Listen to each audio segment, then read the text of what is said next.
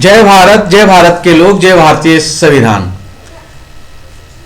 इस वीडियो में बताया गया है कि आप कोई संगठन कैसे स्टार्ट करें और कैसे उसका ऑर्गेनाइजेशन स्ट्रक्चर या संगठन संरचना बनाएं। आप संगठन जो है वो आप राजनीतिक पार्टी रजिस्टर्ड करा सकते हैं, ट्रस्ट रजिस्टर्ड करा सकते हैं, संस्था रजिस्टर्ड करा सकते हैं, कंपनी रजिस्टर्ड करा सकते हैं। उसका संगठन स्ट्रक्चर आप राष्ट्रीय लेवल का बनाना चाहते हैं तो इसमें कुछ चीजों पे ध्यान बताया गया है।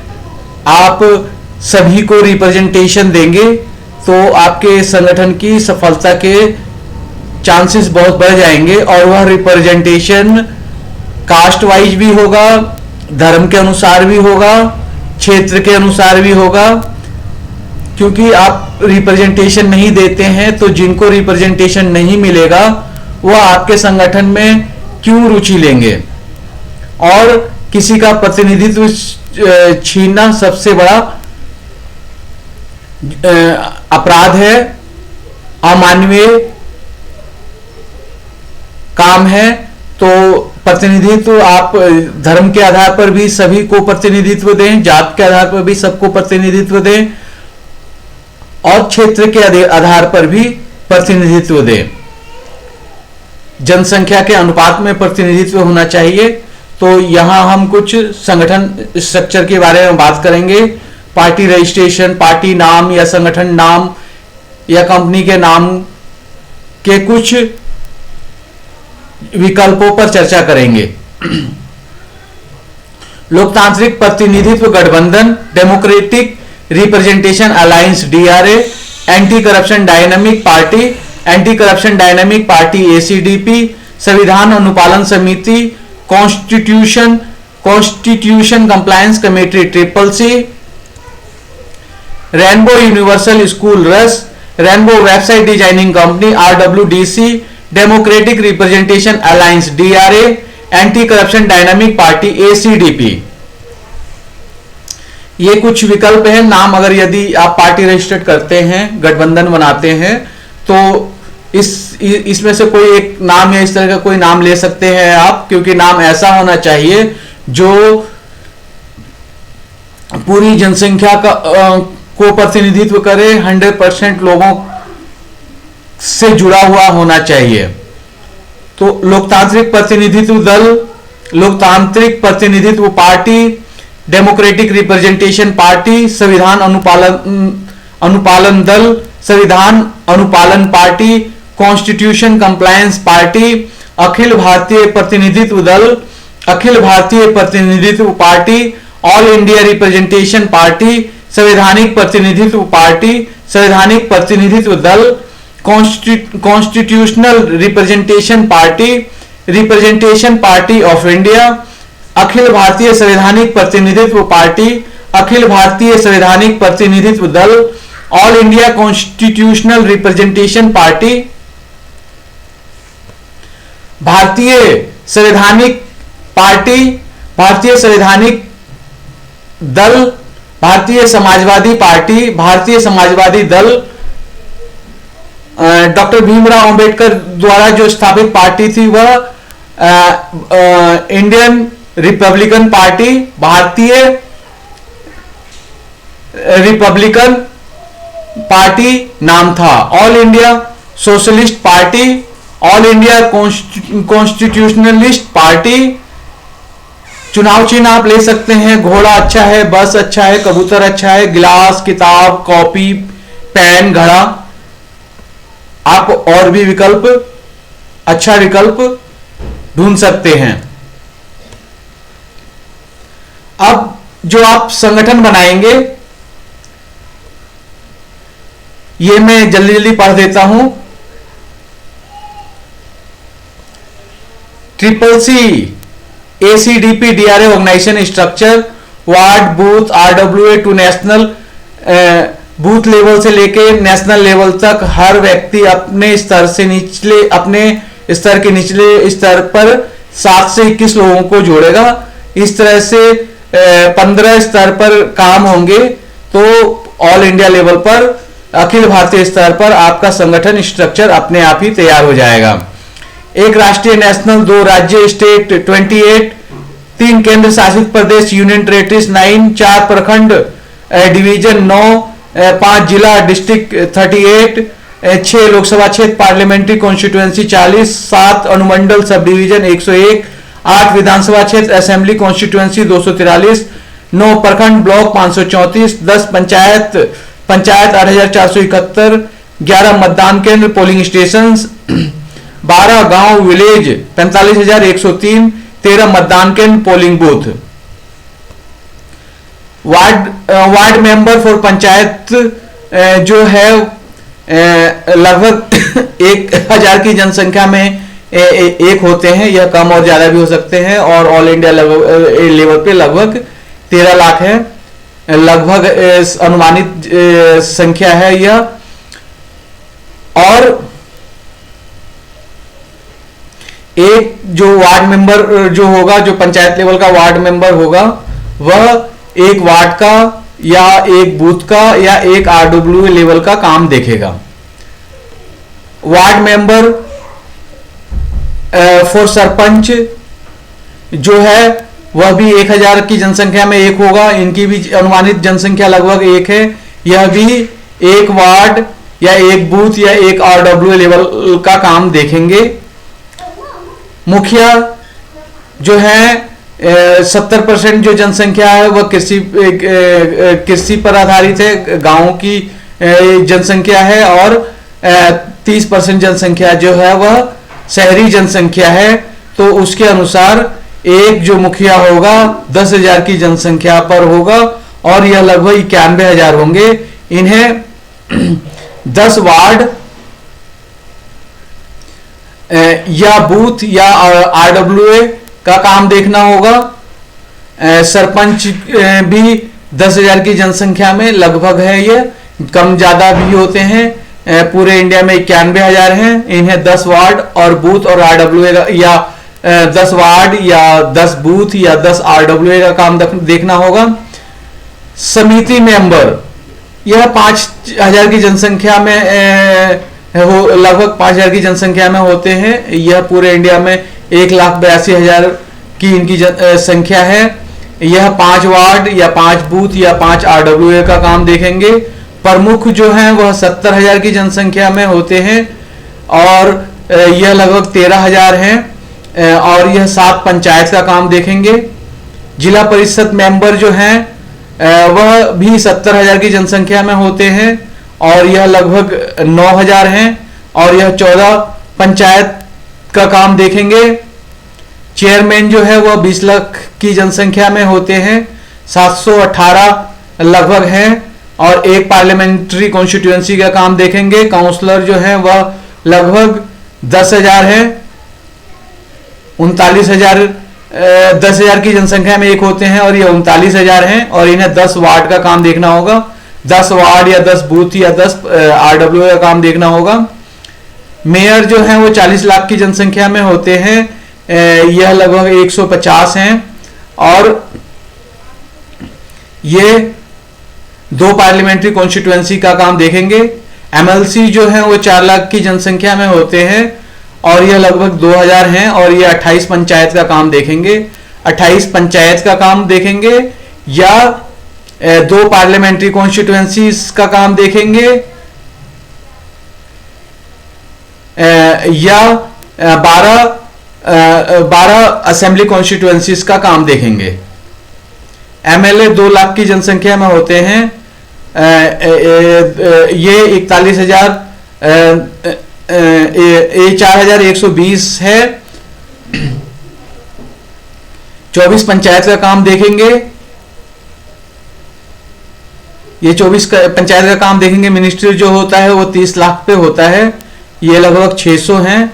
इन्हें एक पार्लियामेंट्री कॉन्स्टिट्यूएंसी का काम देखना होगा। मेंबर ऑफ लोकसभा जो है वह 20 लाख की जनसंख्या में होते हैं, और यह 545 है, और यह भी एक पार्लियामेंट्री कॉन्स्टिट्यूएंसी का काम देखेंगे। मेंबर ऑफ राज्यसभा 40 लाख की जनसंख्या पर एक लगभग होते हैं, 245 टोटल है संख्या है।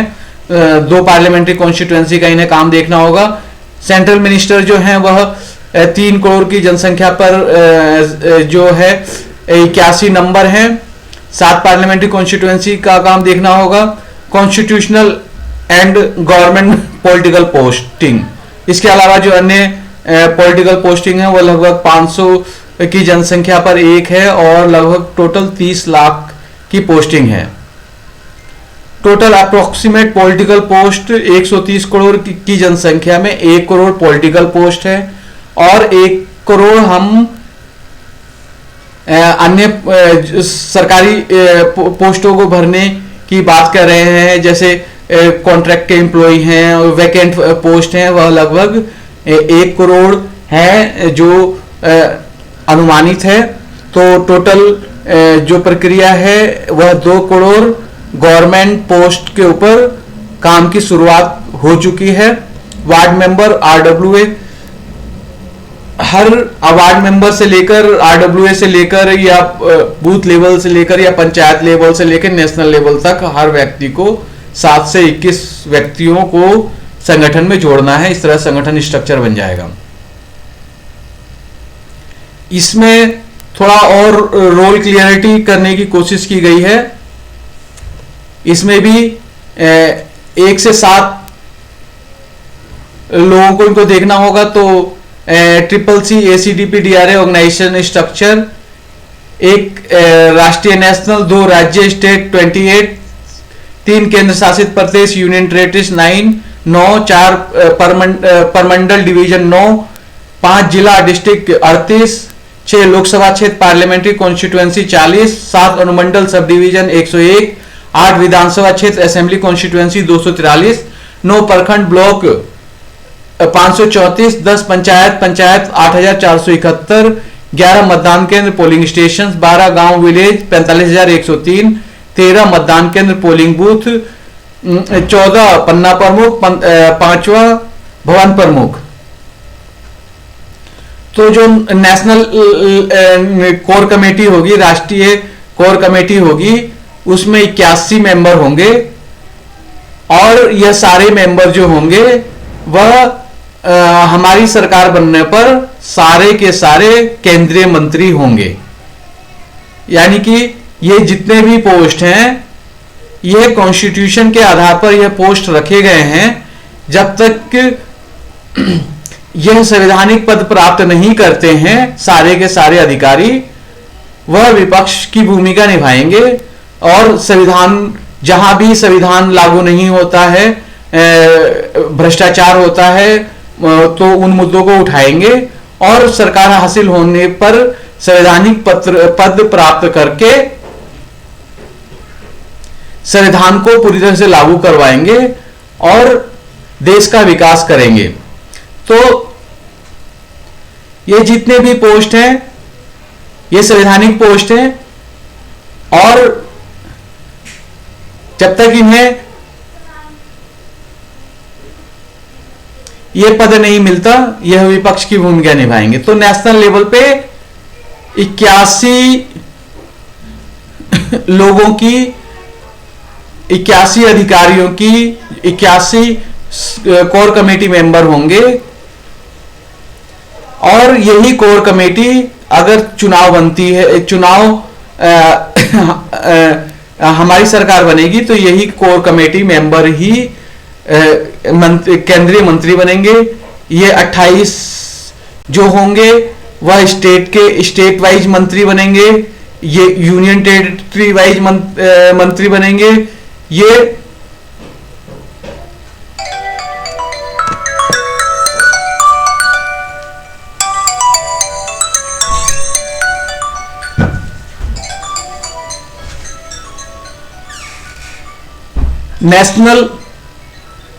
नेशनल कार्यकारिणी के जो सदस्य होंगे वह सरकार, ये सभी लोग विपक्ष की भूमिका निभाएंगे जब तक इन्हें सत्ता हासिल नहीं होती। और सत्ता हासिल होने के बाद जो नेशनल कोर कमेटी होगी वह सेंट्रल गवर्नमेंट में मिनिस्टर होंगे।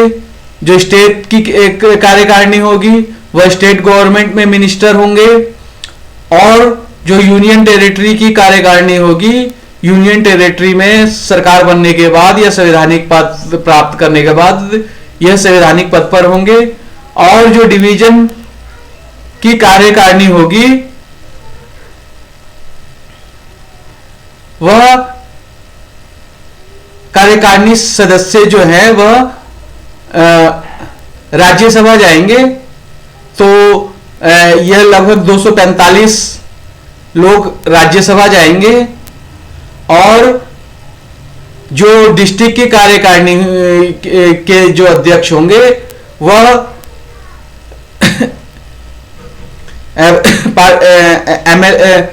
मेंबर ऑफ लोकसभा का इलेक्शन लड़ेंगे, या जो डिस्ट्रिक्ट के जो अध्यक्ष होंगे वह लेजिस्लेटिव काउंसिल के सदस्य होंगे, स्टेट लेजिस्लेटिव काउंसिल के सदस्य होंगे। और जो डिवीजन के अध्यक्ष होंगे वह राज्यसभा का चुनाव लड़ेंगे, राज्यसभा का पद प्राप्त करेंगे, राज्यसभा की सदस्यता लेंगे। जो डिस्ट्रिक्ट के होंगे वह काउंसिल स्टेट काउंसिल के सदस्य होंगे, और जो पार्लियामेंट्री कॉन्स्टिट्यूएंसीज के अध्यक्ष होंगे इंचार्ज होंगे वह पार्लियामेंट्री कॉन्स्टिट्यूएंसीज का इलेक्शन लड़ेंगे। जो सब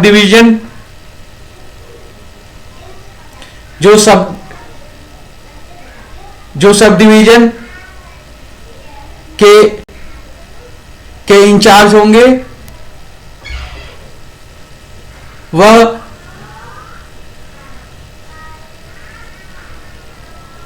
डिस्ट्रिक्ट में पद प्राप्त करेंगे। और जो असेंबली कॉन्स्टिट्यूएंसी देखेंगे वह असेंबली इलेक्शन लड़ेंगे। जो ब्लॉक लेवल पे काम करेंगे वह प्रमुख भी बनेंगे, और समिति का इलेक्शन भी लड़ेंगे। और ये सब डिवीजन है, ये जिला परिषद का इलेक्शन लड़ेंगे और चेयरमैन भी बनेंगे। सब डिवीजन जिला परिषद या चेयरमैन का पद लेंगे, और जो ब्लॉक लेवल पे होंगे वह समिति का पद लेंगे या प्रमुख बनेंगे। पंचायत लेवल के जो होंगे वह पंचायत का इलेक्शन लड़ेंगे या सरपंच का इलेक्शन लड़ेंगे। जो पोलिंग स्टेशन लेवल के होंगे वह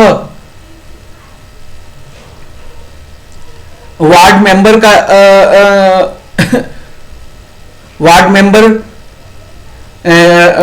का इलेक्शन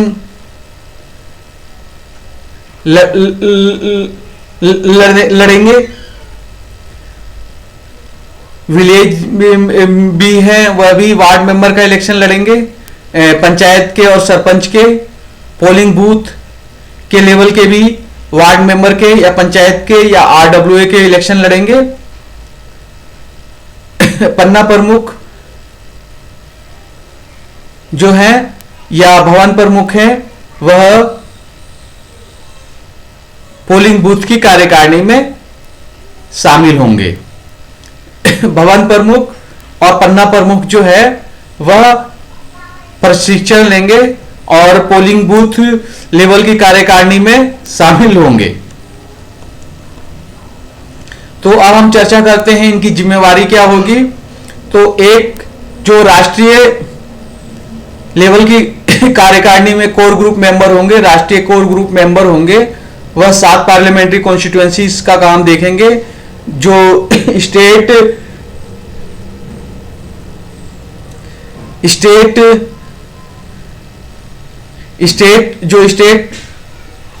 कोर ग्रुप कमेटी के मेंबर होंगे वह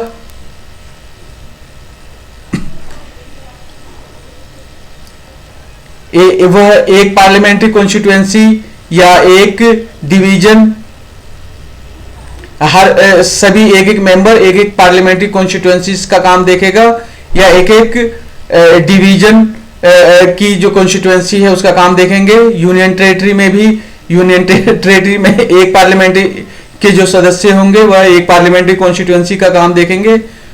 जो डिवीजन का होगा वह लोकसभा का सदस्य का उम्मीदवार होगा और वह 4 पार्लियामेंट्री कॉन्स्टिट्यूएंसीज का काम देखेगा। और जो डिस्ट्रिक्ट का होगा वह 6 असेंबली कॉन्स्टिट्यूएंसीज का काम देखेगा। और जो पार्लियामेंट्री कॉन्स्टिट्यूएंसी का इंचार्ज होगा वह 6 असेंबली कॉन्स्टिट्यूएंसीज का काम देखेगा। और इन सभी पदाधिकारियों की कार्यकारिणी होगी और यह पद पर जब तक बने रहेंगे जब तक कार्यकारिणी के सदस्यों का इन्हें समर्थन है और यह अपने क्षेत्र में अच्छा काम कर रहे हैं और अपने क्षेत्र के पदाधिकारियों का विश्वास इनके पास है, तो अब तक ये पद रहेंगे। 5 डिस्ट्रिक्ट लेवल के जो इंचार्ज होंगे वह 6 असेंबली कॉन्स्टिट्यूएंसीज का काम देखेंगे। 6 पार्लियामेंट्री कॉन्स्टिट्यूएंसीज के जो होंगे वो भी 6 असेंबली कॉन्स्टिट्यूएंसीज का काम देखेंगे। जो 7 सब डिवीजन का इंचार्ज होगा वह 3 असेंबली कॉन्स्टिट्यूएंसीज का काम देखेगा।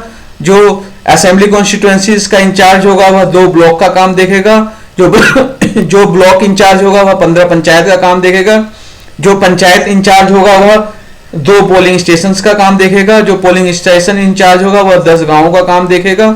और जो गांव का इंचार्ज होगा वह 2 पोलिंग बूथ का काम देखेगा। जो पोलिंग बूथ का इंचार्ज होगा वह 10 पन्ना प्रमुख का काम देखेगा या 10 पन्ना प्रमुखों को अपॉइंट करेगा।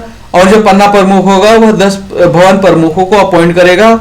और भवन प्रमुख की जिम्मेवारी होगी कि वह 10 वोटर्स को संवैधानिक तरीके से गाइड करे, संवैधानिक अधिकार लेने में हम सहायता करें और संवैधानिक कर्तव्यों के प्रति जागरूक करें। तो इनकी ये सब जिम्मेवारी है, ज्यादा बड़ी जिम्मेवारी नहीं है। जो राष्ट्रीय 81 कोर ग्रुप मेंबर होंगे वह 7 पार्लियामेंट्री कॉन्स्टिट्यूएंसी से अलग अलग होंगे। जिनकी भी जो भी पार्लियामेंट्री कॉन्स्टिट्यूएंसीज होंगी वह 7 पार्लियामेंट्री कॉन्स्टिट्यूएंसीज से एक इंचार्ज को अपॉइंट कर देंगे। यह इस तरह से पूरी कार्यकारिणी बन जाएगी और जो भी इंचार्ज होंगे वह डायरेक्ट चुनाव लड़ पाएंगे। भारत का संविधान पूरी तरह से लागू किया जाता है तो एक और करोड़ों सरकारी नौकरियां बढ़ेंगी, वहीं दूसरी ओर भारत के सभी लोगों को सरकारें सभी संवैधानिक एवं अन्य आवश्यक सुविधाएं उपलब्ध कराने में सफल होगी। भारत के संविधान के मुद्दे 1 स्वास्थ्य अनुच्छेद 47, 2 शिक्षा अनुच्छेद 21 का 45, 3 रोजगार अनुच्छेद 15(4), 16(4), 43 का 81, 170, 243 घ, 243 9, 330, 332, 335, 4 मूल संपत्ति अनुच्छेद 300 का, 5 मूल सेवाएं अनुच्छेद 41, 6 सामाजिक और क्षेत्रीय प्रतिनिधित्व अनुच्छेद 15(4), 16(4), 43 का 81, 170, 243 घ, 243 9, 330, 332, 335, 7 संसाधनों पर सामूहिक मालिकाना अधिकार समाजवादी अनुच्छेद 39 ख, 43 का, 1 करोड़ राजनीतिक सरकारी पद, 2 करोड़ सरकारी पद, 1 करोड़ हर वर्ष सरकारी नौकरी एवं रोजगार के अवसर में वृद्धि, farming service providers, unregistered small business, private employee, government employee, professional service provider, registered small business, registered medium business, registered big business, any other persons और इंस्टीट्यूशंस, इन सारी कैटेगरी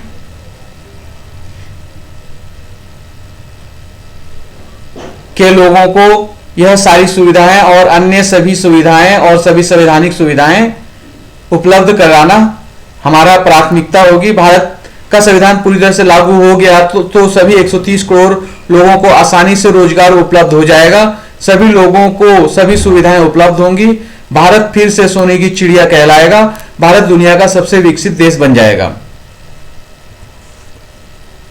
हम भारत के लोगों ने कृषि एवं अन्य उत्पादों का अधिकतम खुदरा मूल्य एमआरपी और न्यूनतम समर्थन मूल्य एमएसपी निर्धारित करने का निर्णय लिया है। अपने प्रतिनिधियों एवं नौकरों को आदेश देते हैं कि जल्द से जल्द इस संबंध में कानून बनाएं, जिससे पूरे भारत में सभी को उचित मूल्य मिले और भ्रष्टाचार जड़ से खत्म हो।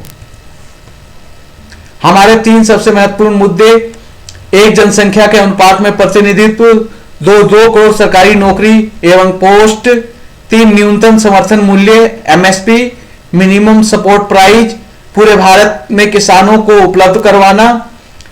आपके 3 सबसे महत्वपूर्ण मुद्दे क्या हैं, हमें कमेंट में बताएं। जय भारत के लोग, जय भारतीय संविधान।